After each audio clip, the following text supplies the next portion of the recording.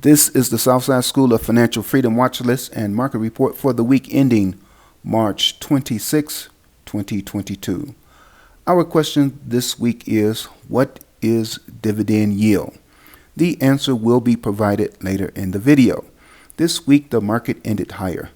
The Dow Jones Industrial Average increased 0.44% on Friday and was up 0.31% for the week. The S&P 500 increased 0.51% on Friday and was up 1.79% for the week. The Nasdaq decreased minus 0.16% on Friday, but was up 1.98% for the week. Looking at the week, we can see that there were 8 up finishes versus 7 down finishes for the major indexes. On Monday and Wednesday, all 3 major indexes finished down. On Tuesday and Thursday, they all finished up. On Friday, the Dow Jones Industrial Average and the S&P 500 finished up, while the Nasdaq finished down. The new unemployment claims were 187,000 versus 212,000 expected. Mortgage rates surged 4.95% on Friday. Mortgage refinance demand plunged 14%. Pending home sales sunk in February by 4.1%. The Department of Transportation announced that it will dole out $2.9 billion in infrastructure grants to states and cities. Gasoline prices hit $6 a gallon in some parts of the country, and the U.S. and the European Union struck a gas deal to cut the EU's reliance on oil from Russia. New unemployment claims, mortgage rates surging, mortgage refinance demand plunging, sinking pending home sales, Department of Transportation announcements on new infrastructure grants, gasoline prices hitting $6 per gallon, and the U.S. and the EU striking a gas deal are all news. And news drives the market, good and bad. Day-to-day predictions on whether the market is going to go up or down is virtually impossible because predicting the news is impossible. However, the market is rigged to go up. It does not go up every day, but the market will generally go up over time. Stock prices move in a random fashion. They go up and down with an upward drift. The market will continue to go up because the powers that be want the market to go up. While there are many powers out there, the top 5 powers that be are the Federal Reserve, big financial institutions, big corporations, the President, and Congress. These 5 entities will do what they must to drive the market higher. Now we are at our question of the week. What is dividend yield? Some corporations, especially large established corporations like Apple, Walmart, Costco, Chevron, and others, for example, pay dividends to their shareholders. The annualized dividend amount paid to shareholders stated as a percentage is the dividend yield. Dividends are usually paid in cash to shareholders. If you are a shareholder, that is, you own the stock, the money goes directly into your brokerage account. Most corporations that pay dividends pay them on a quarterly basis, that is, every 3 months. The corporate board of directors determine the dividend amount and when the dividend will be paid. Dividends are usually paid out of the corporation's profits and represents the shareholder's share of the corporation's profit. The dividend yield is calculated by taking the annual dividend per share of stock divided by the current stock price per share. The dividend yield fluctuates daily because stock prices change every day. After all, the current stock price is the denominator in the dividend yield formula. So just because a stock had a great dividend yield in January does not mean that it will have a great dividend yield in March, and vice versa. Here is the Southside Watchlist of top dividend yield stocks that the Southside is monitoring. Please note that the Southside maintains several watch lists based on different criteria. The top dividend yielding stock on this list for this week is AT&T. It currently has a dividend yield of 8.92%. Currently, AT&T is not in the Southside portfolio.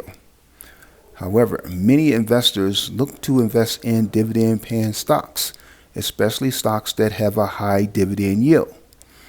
Do you invest in high dividend yielding stocks? Do you own any stocks at all? If not, why not? Is it because you do not understand anything about the stock market? Well, it was not taught to you in school. However, if you ever want to learn how to get wealth and income through the stock market, you are going to have to teach yourself. You must RSI. Read, save, and invest. Formal school taught you how to read, but society and the powers that be discourages you from reading, especially books. School taught you to be a worker. They did not teach you how to be an investor, nor did they teach you how to be a critical thinker.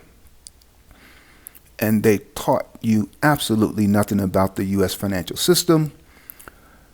You can learn how to be an investor if you simply start reading books about investing. Books that you can borrow from the library for free or buy cheaply online. It is not difficult to learn how to be a passive investor, which is what most people should do. Check out this list of recommended books on the books page of the Southside website. These books and others like them will not tell you which direction the market is going to go, but you can learn how to make money in the market no matter what the market does. I don't know which way the market is going to go on a daily basis, and I don't care. I trade the market as it is, not as it should be. I take what the market gives me, whether it's going up, down, or sideways. How do I do that? I apply the Southside strategy. You can learn more about the Southside trading strategy at SouthsideSchoolOfFinancialFreedom.com. Here is the Southside trading watch list from the week ending March 26, 2022. I trade at least 3 other stocks on the list every week. The strongest performer on the list this week was TLRY Brands Incorporated, ticker symbol TLRY in the first column. It increased 55.35% for the week and was up 22.81% on Friday. TLRY Brands Incorporated engages in the research, cultivation, production, marketing, and distribution of medical cannabis products. It operates through 5 business segments: the cannabis business, distribution business, beverage alcohol business, the wellness business, and business under development. TLRY provides medical and adult use cannabis products, pharmaceutical and wellness products, beverage alcohol products, and hemp-based food and other wellness products to their customer base, which includes retailers, wholesalers, patients, physicians, pharmacies, clinics, hospitals, government, and researchers.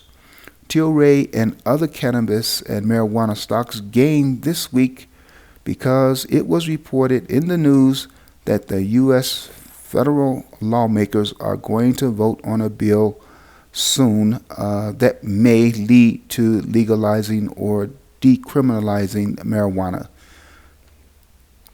Looking at a summary of results, you can see that TLRY has increased almost 22% year to date. I did generate cash flow from TLRY this week, and I have generated cash flow from it in the past. Whether a stock goes up or down, you can generate cash flow from it. Whether you own a stock or not, you can still generate cash flow from it using the Southside strategy. The Southside trading strategy involves trading for weekly cash flow, that is, trading for income. SPY is shown at the bottom of the third column. SPY is the S&P 500 ETF. This is the benchmark I compare my trading performance to. My objective is to beat the S&P 500 index while at the same time generating cash flow. Most professional money managers do not consistently outperform the S&P 500 index. They usually lose and lose badly to the index. Thus, most investors and traders should just invest in or trade a market index fund or ETF like SPY. What do you do? Do you beat the S&P 500 index? Do you have a watch list? What is your investing and or trading strategy? How well do you do against the S&P 500 index ETF SPY? Let me know in the comments section. Are you willing to share your strategy? The Southside portfolio is not outperforming the S&P 500 index ETF SPY so far in 2022. The Southside portfolio is down minus 10.14% versus minus 4.69% down for SPY, a difference of 5.45%. The Southside is losing to SPY by almost 5.5%. The primary reason the portfolio is losing is that the Southside is heavily invested in Bitcoin, and Bitcoin continues to be in a bear market, though it did perform well this week. Will Bitcoin bounce back in 2022? Stay tuned to find out what happens to Bitcoin and subsequently what happens to the Southside portfolio, because the portfolio will remain heavily invested in Bitcoin. The portfolio is 81.79% in a Bitcoin trust. Equities, including puts, calls, and ETFs, make up 8.51% of the portfolio. Cash is 9.7%. The cash flow generated for this week was 0.77% of the portfolio account value. The account value changed by 5.32%. Meanwhile, the S&P 500 ETF SPY changed by 1.84%. I sold option contracts on 2 positions this week, 1 call and 1 put. That ranged from $250.74 to $338.05. You can get more details, including the total dollar amount of cash flow for the week, on the website SouthsideSchoolOfFinancialFreedom.com. Check out past videos for other questions of the week. They are listed in the description section. Please like, share, and subscribe.